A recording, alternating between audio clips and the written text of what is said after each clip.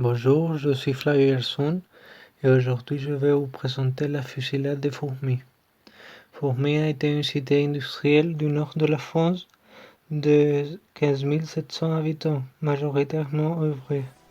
Dans un contexte économique de crise, les ouvriers ont vu leur salaire baisser et une longue grève a été organisée le 3 mars. Le 3 mars 1891. Avec, avec cette information, on peut nous questionner quelle a été la présence du mouvement ouvrier dans la mutation de la société française avant 1914. L'importance de l'industrie textile. Pendant la monarchie absolue, la puissance industrielle textile était l'un des grands piliers économiques du pays. Les grandes entreprises étaient enrichies par les longues heures de travail de la classe ouvrière et leurs vastes salaires. C'est pour ça que l'entreprise textile était l'un des plus importants à cette date. D'un autre côté, pendant la grève, c'était comme renverser la médaille puisque l'une des lignes de société les plus importantes du pays était gelée, ce qui signifie un grand comptoir économique dans le pays. La grève du 3 mars. Le 3 mars, la maison de Schindler a affiché de nouveaux tarifs dans l'entreprise, c'est-à-dire que le salaire de base des ouvriers a baissé. C'est pour cette raison que la grande grève de la classe ouvrière commence le 3 mars, exigeant une journée de travail de 8 heures avec un salaire proportionnel à vos dépenses de base. Cette manifestation commence dans la maison de Schindler, de sorte que plus tard, dans les jours suivants, la grève se propague dans toutes les villes, devenant ainsi un mouvement massif. Pour les mêmes raisons, en raison de la massivité du mouvement, c'est qu'il était très agressif, subissant une forte oppression de la part des gendarmes.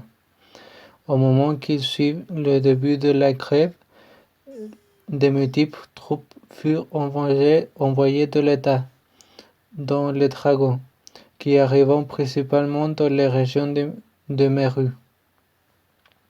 Indépendamment de la brutalité de répression, la solidarité des travailleurs était plus forte. C'est pourquoi ils ne se sont pas laissés battre, que finalement le 1er mai, 9 personnes ayant été abattues et environ 50 personnes blessées par les couteaux et les coups de la police. La présence des femmes était très importante au sein du mouvement puisqu'elles étaient surtout elles qui étaient à la tête des manifestations car étaient moins attaquées par les forces de l'ordre. Elles se sont mises à la tête du groupe en donnant leur vie pour éviter plus possible les coups de feu tirés par les policiers vers la classe ouvrière. Les mémoires. Après la fin de la grève, ils ont fait de multiples monuments en honneur des victimes de l'exécution, comme ceux qu'on montre sur la photo située dans les cimetières de Fourmi, 1903, et aussi plusieurs articles honorant tout ce qui a été obtenu avec le mouvement, avec la grève, tel que cette bannière a été publiée le 1er mai 1912, alors qu'a été date à cette date, la durée maximale légale du travail a été de 10 heures, rendant hommage aux revendications des travailleurs qui obtenaient la limitation du temps de travail. En conclusion, on peut dire que l'événement historique, la fusillade de Fourmi en 1891, a été un événement important dans la mutation de la société française au sein d'avant 1914, compte tenu de la massivité et du grand choc qu'il a eu au sein de l'économie française et de la vie de ses travailleurs.